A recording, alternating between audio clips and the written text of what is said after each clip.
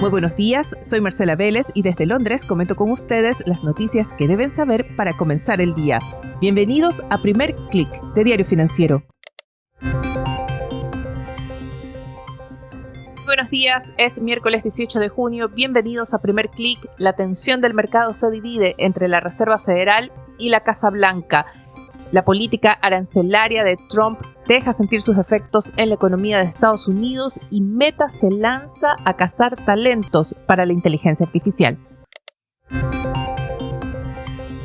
Comenzamos este miércoles con los mercados sin una dirección clara, a la espera de respuestas de parte de la Fed y respuestas de parte de la Casa Blanca. ¿Qué necesitan saber los inversionistas? Entre otras cosas, pero ¿cuáles son las definiciones que esperan conocer hoy? Desde la Fed querrán saber cuántos recortes de interés están proyectando los banqueros centrales para lo que queda del año. Desde la Casa Blanca quieren saber si Estados Unidos va a intervenir activamente o no en la ofensiva militar de Israel contra Irán. Mientras esperan esas definiciones, lo que vemos son algunas caídas, algunas señales de estabilización.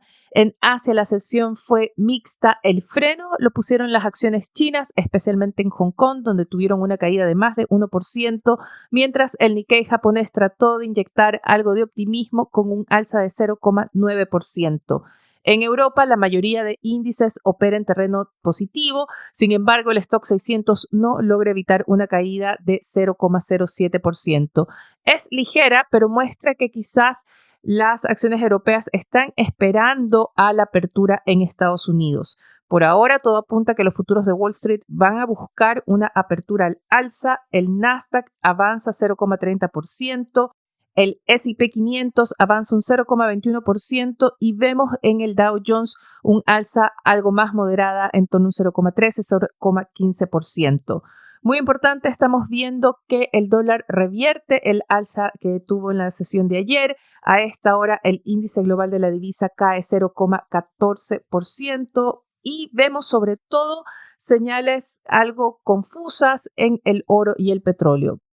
Qué confusas, porque estamos viendo señales que apuntan a la posibilidad de un conflicto mayor en Irán, en Medio Oriente, y sin embargo lo que vemos esta mañana es el oro operando con una ligera caída, está más bien plano pero con tendencia a la baja, se mantiene sí sobre los $3,400 por onza.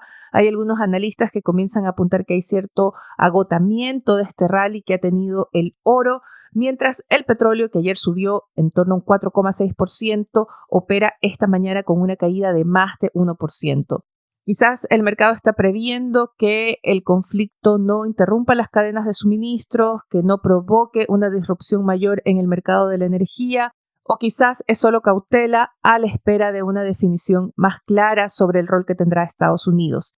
¿Recuerdan esa declaración de Donald Trump asegurando que volvía a Washington porque no iba a negociar un cese al fuego entre Israel e Irán, sino que buscaba algo mucho más grande, un logro mayor, a lo que se sumó un nuevo post demandando la rendición total del régimen iraní?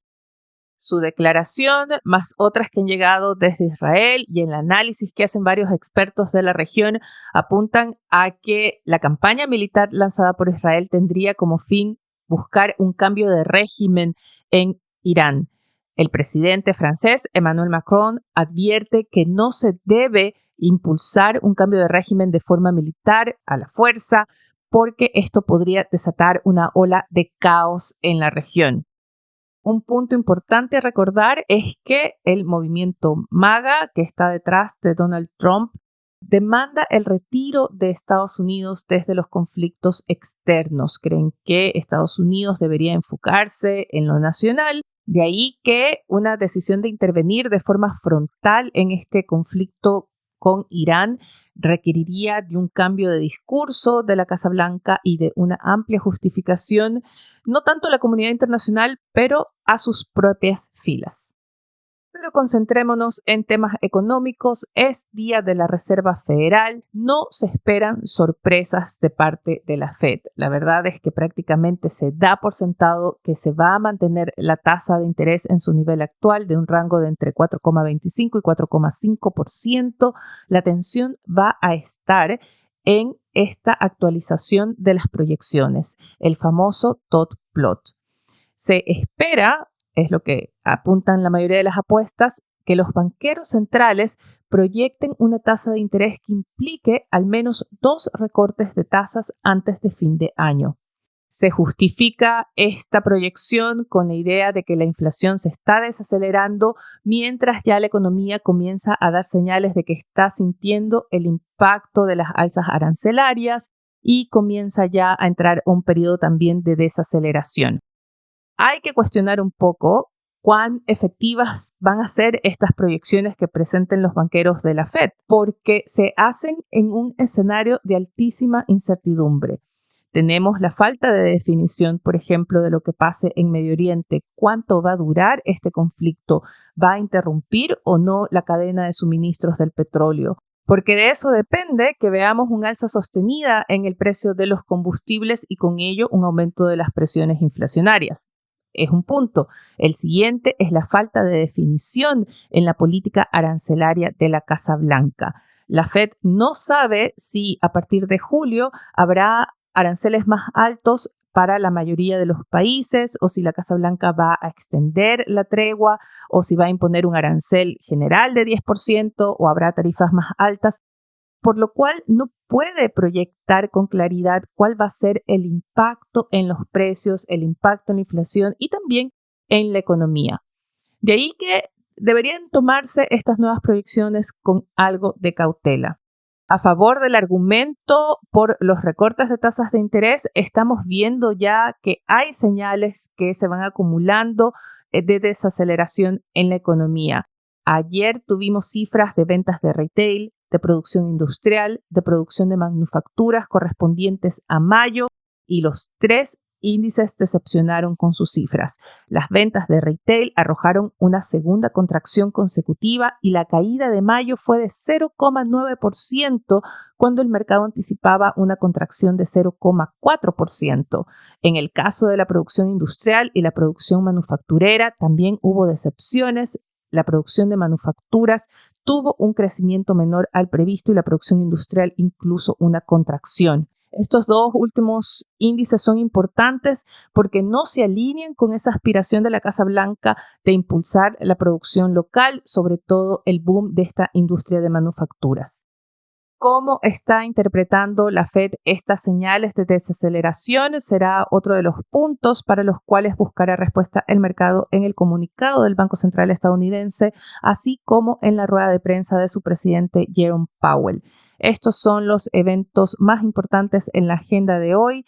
La rueda de prensa de Powell llegará a las 2:30 de la tarde, hora de Chile. También se le preguntará seguramente al presidente de la Fed sobre la presión que está ejerciendo la Casa Blanca, sobre esos rumores de que se lo buscaría reemplazar con el secretario del Tesoro Scott Bessent.